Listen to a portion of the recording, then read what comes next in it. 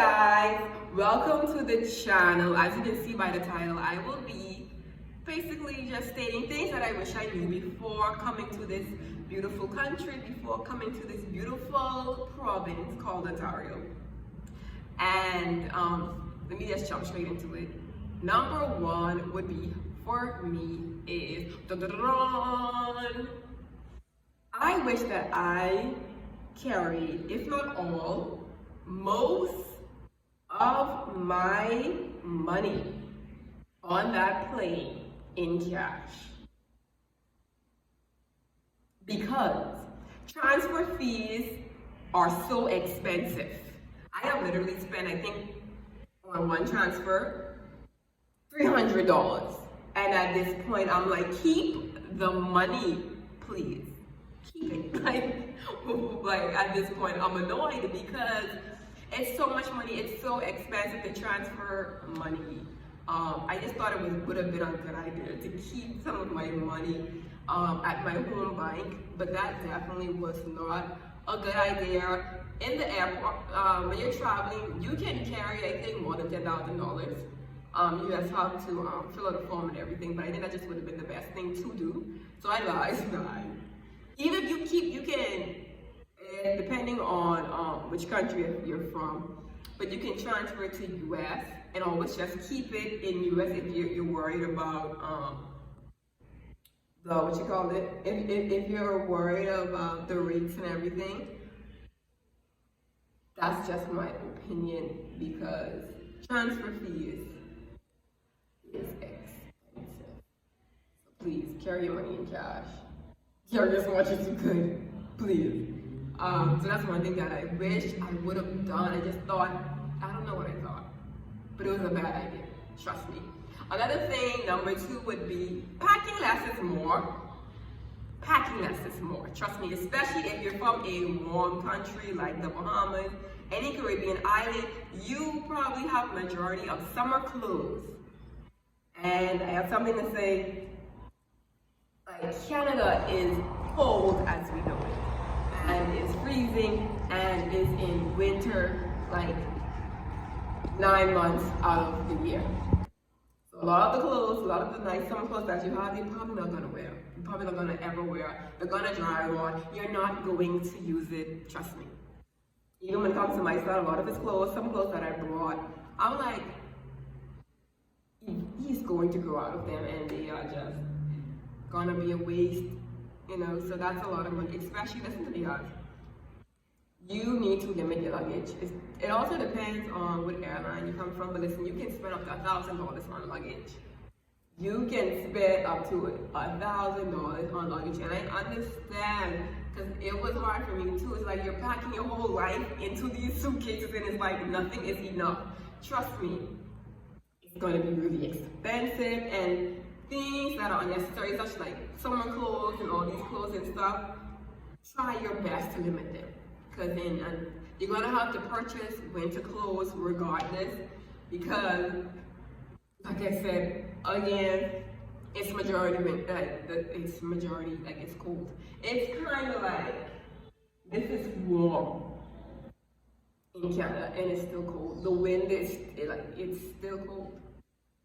So yes, just pack less. Trust me, you would spend and you would save a lot of money if you just pack less.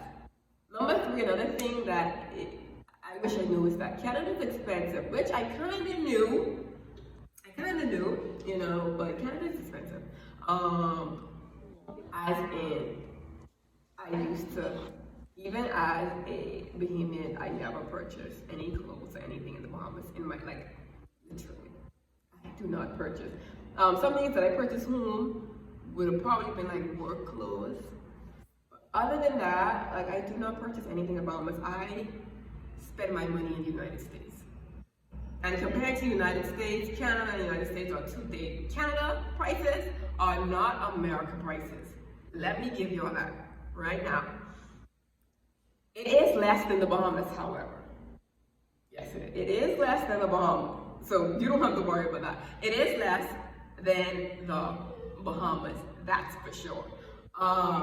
You can find cheap things, you just gotta dig around, but you can find affordable things in Canada. The Bahamas, not a story. Not a story, right? So that's for me. And there are taxes, just like the Bahamas. I came from a country where the price that you see is not the price. So I'm kind of used to that already. I just do not check. Yeah, so Canada, Ontario for sure has taxes. But I always say it's no need to, like, we all have bills, we all have expenses. Things are the same no matter where you go in life, it doesn't matter. However, Ontario has a lot of opportunities. You know, they pay well. You have room to grow in companies. Like, you're not gonna die over here. You know, it's just, you just gotta build yourself up. And I think that, you know, overall for me, I think that it would be worth it for me and my family. But that's it. This probably is gonna be a really short video. But yeah, that's all. It's 3 things that I wish I knew, you know, before moving to Canada. Hopefully this will be able to help you as well, to avoid you from, you know, spending unnecessary money, I would say. You know, things that I think that I did do that was really good was we started applying for apartments and everything beforehand. Started to apply for jobs, fixing your resumes beforehand, going on Canva, making sure that your resumes are good to go.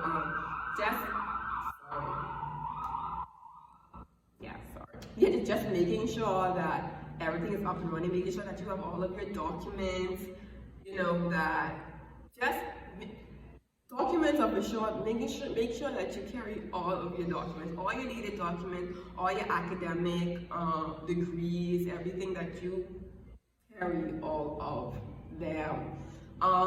You know what, it is another thing that I forgot to mention, but this is something that I couldn't avoid, and that would have been driver's license. It's expensive to ship your driver's license from your hometown to Canada. So unfortunately for my country, I was in December, my driver's license was expiring in January. And we have this stupid rule that you have to renew your license in the month it expires. At this point, like that pissed me off, right?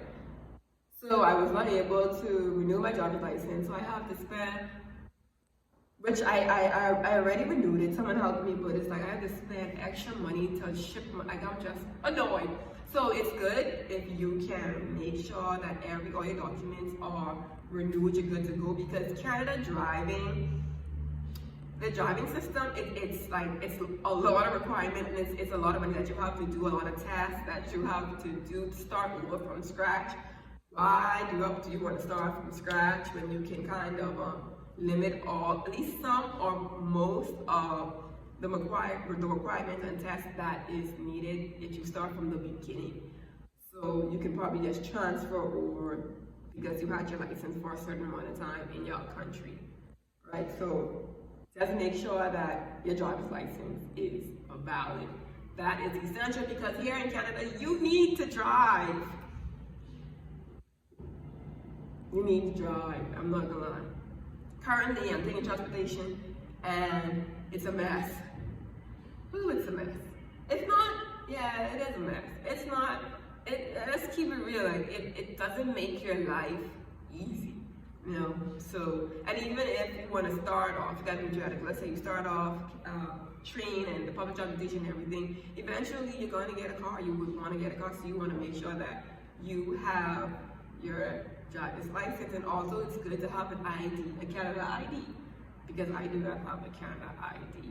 And you need a Canada ID for a lot of the discounts and promotions and everything when it comes to Walmart and other stores, so it just would be a good thing to have, if you know what I mean. So yes guys, that is it for the video. If you guys like this video, like, comment, and subscribe. And I'll see you guys in the next video. Bye.